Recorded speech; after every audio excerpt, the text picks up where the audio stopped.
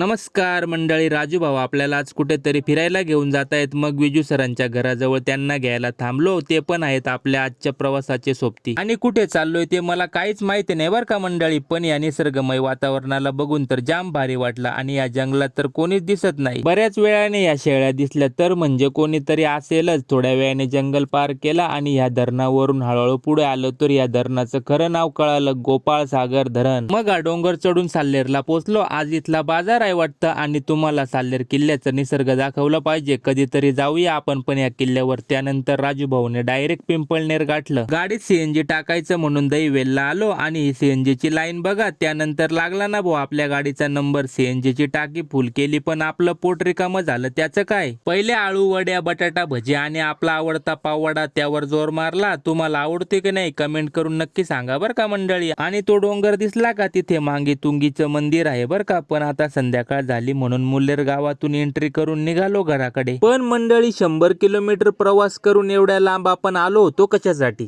गाडीत पेट्रोल टाकायला की पाववडे खायला, हे तर मला अजूनही कळालं नाही. तुमचे पण असे मित्र असतील तर त्यांना ही रील नक्की शेअर करा बरं का मंडळी.